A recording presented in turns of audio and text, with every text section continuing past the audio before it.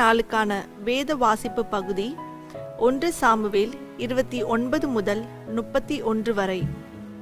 29ஆம் அதிகாரம். பெலிஸ்தியர் தங்கள் சேனைகளை எல்லாம் ஆப்பேக்கிலே கூடி வர செய்தார்கள்.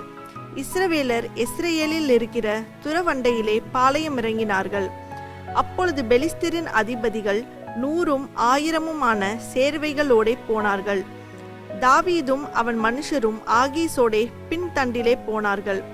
அப்பொழுது பெலிஸ்தரின் பிரபுக்கள், இந்த எபிரேயர் என்னத்திற்கு என்றார்கள். ஆகீஸ் அவர்களை பார்த்து, இஸ்ரவேலின் ராஜாவாகிய சவுலின் ஊழியக்காரனாயிருந்த இந்த தாவீது இத்தனை நாட்களும் இத்தனை வருஷங்களும் என்னோடு இருக்கவில்லையா? இவன் என்னிடத்தில் வந்து சேர்ந்த நாள் முதல் இந்நாள் வரைக்கும் ஒரு குற்றமும் நான் இவனில் கண்டுபிடிக்கவில்லை என்றான். அப்பொழுது பெலிஸ்தரின் பிரபுக்கள், இந்த எபிரேயர் என்னத்திற்கு என்றார்கள். ஆகீஸ் அவர்களை பார்த்து, இஸ்ரவேலின் ராஜாவாகிய சவுலின் ஊழியக்காரனாயிருந்த இந்த தாவீது இத்தனை நாட்களும் இத்தனை வருஷங்களும் என்னோடு இருக்கவில்லையா? இவன் என்னிடத்தில் வந்து சேர்ந்த நாள் முதல் இந்நாள் வரைக்கும் ஒரு குற்றமும் நான் இவனில் கண்டுபிடிக்கவில்லை என்றான். அதனால் பெலிஸ்தரின் பிரபுக்கள் அவன் மேல் கடுங்கோபமாகி அவனை பார்த்து, இந்த மனுஷன் நீர் குறித்த தன் இடத்திற்கு திரும்பி போகும்படிக்கு அங்கே அவனை மறுபடியும் அனுப்பிவிடும். யுத்தத்தில் இவன் நமக்கு சத்ருவாய் இராதபடிக்கு இவன் நம்மோடே கூட யுத்தத்திற்கு வர வேண்டியதில்லை. இவன் எதினாலே தன் ஆண்டவனோடே ஒப்புரவாவான்? இந்த மனுஷருடைய தலைகளினால் அல்லவா? சவுல் கொன்றது 1000, தாவீது கொன்றது 10000 என்று இந்த தாவீதை குறித்து அல்லவோ ஆடிப்பாடி சொன்னார்கள் என்றார்கள். அப்பொழுது ஆகீஸ் தாவீதை அழைத்து, நீ உத்தமன் என்றும் நீ பாளையத்தில் என்னோடே போக்கும் வரத்துமாய் இருக்கிறது என் பார்வைக்கு நல்லது என்றும் கர்த்தருடைய ஜீவனை கொண்டு சொல்லுகிறேன். நீ என்னிடத்தில் வந்து சேர்ந்த நாள் முதல் இன்றைய வரைக்கும் நான் உன்னில் ஒரு பொல்லாப்பும் காணவில்லை. ஆகிலும் பிரபுக்களின் பார்வைக்கு நீ பிரியமானவன் அல்ல. ஆகையால் பெலிஸ்தருடைய பிரபுக்கள் உன்மேல் தாங்கள் அடையாதபடிக்கு இப்போது சமாதானத்தோடே திரும்பி போய்விடு என்றான். தாவீது ஆகீஸை நோக்கி, ஏன்? நான் செய்தது என்ன? நான் வந்து ராஜாவாகிய என் ஆண்டவனுடைய சத்துருக்களோட யுத்தம் பண்ணாதபடிக்கு நான் உம்மிடத்தில் வந்த நாள் முதற்கொண்டு இன்றைய வரைக்கும் உமது அடியேனிடத்தில் கண்டுபிடித்தது என்ன என்றான். ஆகீஸ் தாவீதுக்கு பிரதியுத்தரமாக, அதை அறிவேன். நீ தேவனுடைய தூதனைப் போல என் பார்வைக்கு பிரியமானவன். ஆனாலும் இவன் எங்களோட கூட யுத்தத்திற்கு வரக்கூடாது என்று பெலிஸ்தரின் பிரபுக்கள் சொல்லுகிறார்கள். இப்போதும் நீ நாளை அதிகாலையில் உன்னோடே வந்த உன் ஆண்டவனுடைய வேலைக்காரரை கூட்டிக் கொண்டு விடியற் காலத்திலே வெளிச்சமாகிற போது புறப்பட்டு போ என்றான். அப்படியே தாவீது அதிகாலையில் தன் மனுஷரை கூட்டிக் கொண்டு பொழுது விடுகிற நேரத்திலே பெலிஸ்தரின் தேசத்திற்கு திரும்பி போக புறப்பட்டான். பெலிஸ்தரோவெனில் எஸ்ரேலுக்கு போனார்கள். 30ஆம் அதிகாரம். தாவீதும் அவன் மனுஷரும் 3ஆம் நாளிலே சிக்லாக்குக்கு வந்து சேருகிறதற்குள்ளே அமலேக்கியர் தென்புறத்து சீமையின் மேலும் சிக்லாக்கின் மேலும் விழுந்து சிக்லாக்கை கொள்ளையடித்து அதை அக்கினியால் சுட்டரித்து அதிலிருந்த ஸ்திரீகளாகிய சிறியவர்களையும் பெரியவர்களையும் சிறைப்பிடித்து ஒருவரையும் கொன்று போடாமல் அவர்களை பிடித்து கொண்டு தங்கள் வழியே போய்விட்டார்கள். தாவீதும் அவன் மனுஷரும் அந்த பட்டணத்திற்கு வந்தபோது, இதோ அது அக்கினியினால் சுட்டரிக்கப்பட்டது என்றும் தங்கள் மனைவிகளும் தங்கள் குமாரரும் தங்கள் குமாரத்திகளும் சிறைப்பிடித்து கொண்டு போகப்பட்டார்கள் என்றும் கண்டார்கள். அப்பொழுது தாவீதும் அவனோடு இருந்த ஜனங்களும் அழுகிறதற்கு தங்களில் பலன் இல்லாமல் போகும் மட்டும் சத்தமிட்டு அழுதார்கள். தாவீதின் 2 மனைவிகளாகிய எஸ்ரேல் ஊராளான அகினோவாமும் கர்மேல் ஊராளான நாபாலின் மனைவியாய் இருந்த அபிகாயிலும் சிறைப்பிடித்து கொண்டு போகப்பட்டார்கள். தாவீது மிகவும் நெருக்கப்பட்டான். சகல ஜனங்களும் தங்கள் குமாரர் குமாரத்திகளின் நிமித்தம் மனக்லேசமானதினால் அவனை கல்லெறிய வேண்டும் என்று சொல்லிக் கொண்டார்கள். தாவீது தன் தேவனாகிய கர்த்தருக்குள்ளே தன்னை திடப்படுத்தி கொண்டான். தாவீது அகிமெலேக்கின் குமாரனாகிய அபியத்தார் என்னும் ஆசாரியனை நோக்கி, ஏபோத்தை என்னிடத்தில் கொண்டு வா என்றான். அபியத்தார் ஏபோத்தை தாவீதினிடத்தில் கொண்டு வந்தான். தாவீது கர்த்தரை நோக்கி, நான் அந்த தண்டை பின்தொடர வேண்டுமா, அதை பிடிப்பேனா என்று கேட்டான். அதற்கு அவர், அதை பின்தொடர், அதை நீ பிடித்து சகலத்தையும் திருப்பிக் கொள்வாய் என்றார். அப்பொழுது தாவீதும் அவனோடு இருந்த 600 பேரும் போனார்கள். அவர்கள் பேசோர் ஆற்றண்டைக்கு வந்தபோது அங்கே சிலர் நின்று போனார்கள். தாவீதோ 400 பேரோடும் கூட தொடர்ந்து போனான். 200 பேர் விடாய்த்து போனபடியினால் பேசோர் ஆற்றை கடக்க மாட்டாமல் நின்று போனார்கள். ஒரு எகிப்தியனை வெளியில் அவர்கள் கண்டு அவனை தாவீதினிடத்தில் கொண்டு வந்து புசிக்க அவனுக்கு அப்பமும் குடிக்க தண்ணீரும் கொடுத்து அத்திப்பழ அடையின் ஒரு துண்டையும் வற்றலான 2 திராட்சைப்பழ குலையையும் அவனுக்கு கொடுத்தார்கள். அதை அவன் சாப்பிட்ட பின்பு அவனுடைய உயிர் திரும்ப அவனுக்குள் வந்தது. அவன் ராப்பகல் 3 நாளாய் அப்பம் சாப்பிடாமலும் தண்ணீர் குடியாமலும் இருந்தான். தாவீது அவனை நோக்கி, நீ யாருடையவன், நீ எவ்விடத்தான் என்று கேட்டதற்கு அவன், நான் ஒரு அமலேக்கியனுடைய வேலைக்காரன் ஆகிய எகிப்து தேசத்து பிள்ளையாண்டான். 3 நாளைக்கு முன் நான் வியாதிப்பட்ட போது என் எஜமான் என்னை கைவிட்டான். நாங்கள் கிரேத்தியருடைய தென்புறத்தின் மேலும் யூதாவுக்கு அடுத்த எல்லையின் மேலும் காலேபுடைய தென்புறத்தின் மேலும் படையெடுத்து போய் சிக்லாக்கை அக்கினியினால் சுட்டெரித்து போட்டோம் என்றான்.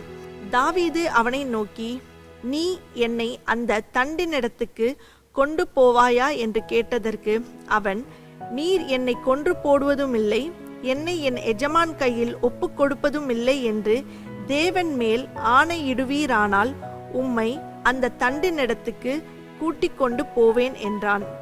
இவன் அவனை கொண்டு போய் விட்டபோது இதோ அவர்கள் வெளியெங்கும் பரவி புசித்து குடித்து தாங்கள் பெலிஸ்தர் தேசத்திலும் யூதா தேசத்திலும் கொள்ளையிட்டு வந்த மகா பெரிதான அந்த எல்லா கொள்ளைக்காகவும் ஆடி பாடி கொண்டிருந்தார்கள். அவர்களை தாவீது அன்று சாயங்காலம் தொடங்கி மறுநாள் சாயங்காலம் மட்டும் முறியடித்தான்.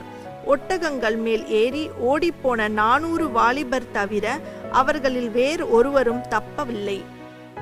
அமலேக்கியர் பிடித்து கொண்டு போன எல்லாவற்றையும் தன்னுடைய 2 மனைவிகளையும் தாவீது விடுவித்தான்.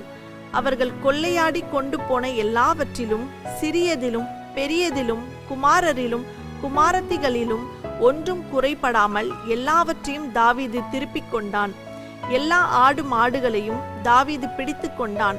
அவைகளை தங்கள் மிருக ஜீவன்களுக்கு முன்னாலே ஓட்டி, இது தாவீதின் கொள்ளை என்றார்கள். விடாய்த்து போனதினாலே தாவீதுக்கு பின் செல்லாமல் பேசோர் ஆற்றண்டையிலே தங்கியிருந்த 200 பேரிடத்துக்கு தாவீது வருகிற போது இவர்கள் தாவீதுக்கும் அவனோடு இருந்த ஜனத்திற்கும் எதிர்கொண்டு வந்தார்கள்.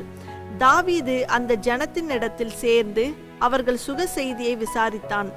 அப்பொழுது தாவீதோடே நடந்து வந்த மனுஷரில் பொல்லாதவர்களும் பேலியாளின் மக்களுமான எல்லாரும், அவர்கள் எங்களோடே வராதபடியினால் நாங்கள் திருப்பிக் கொண்ட கொள்ளையுடைமைகளில் அவர்களுக்கு ஒன்றும் கொடுப்பதில்லை.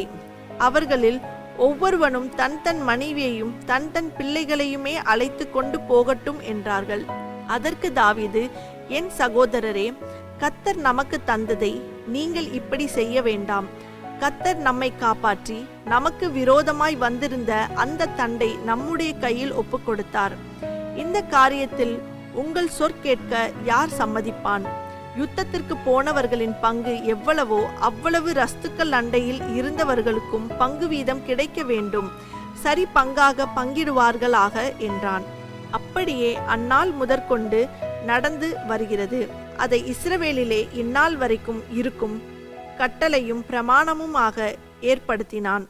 தாவீது சிக்லாக்குக்கு வந்தபோது அவன் கொள்ளையாடினவைகளிலே தன் சிநேகிதராகிய யூதாவின் மூப்பருக்கு சிலவற்றை அனுப்பி, இதோ கர்த்தருடைய சத்துருக்களின் கொள்ளையில் உங்களுக்கு உண்டாயிருக்கும் ஆசீர்வாத பாகம் என்று சொல்லச் சொன்னான்.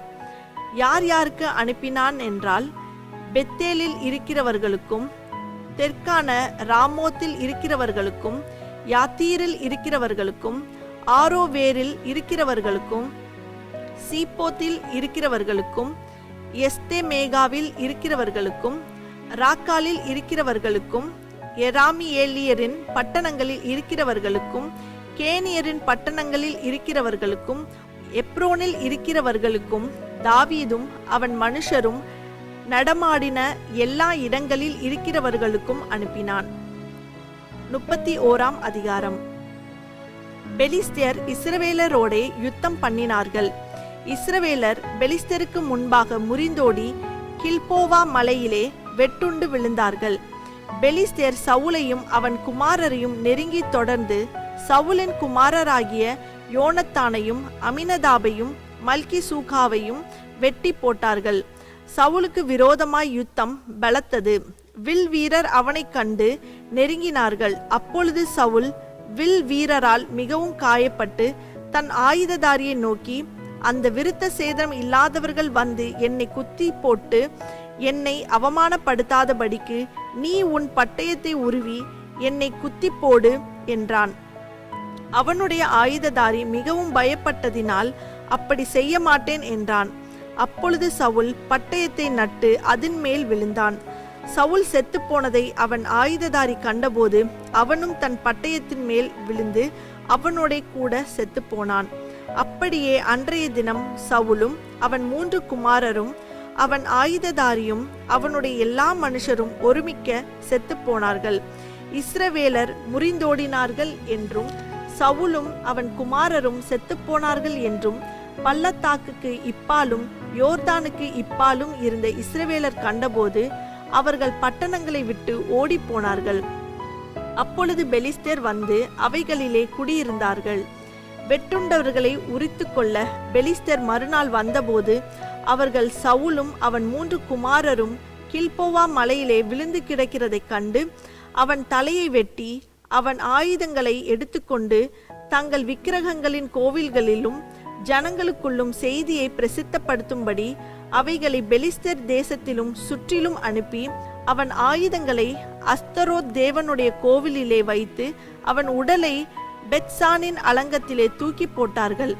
பெலிஸ்தர் சவுலுக்கு செய்ததை கீலேயாத் தேசத்து யாபேஸ் பட்டணத்தார் கேட்டபோது அவர்களில் பலசாலிகள் எல்லாரும் எழுந்து முழுவதும் நடந்து போய் பெத்சானின் அலங்கத்தில் இருந்த சவுலின் உடலையும் அவன் குமாரரின் உடல்களையும் எடுத்து யாபேசுக்கு கொண்டு வந்து அவைகளை அங்கே தகனம் பண்ணி அவர்களுடைய எலும்புகளை எடுத்து யாபேசில் இருக்கிற தோப்பிலே அடக்கம் பண்ணி 7 நாள் உபவாசம் பண்ணினார்கள்.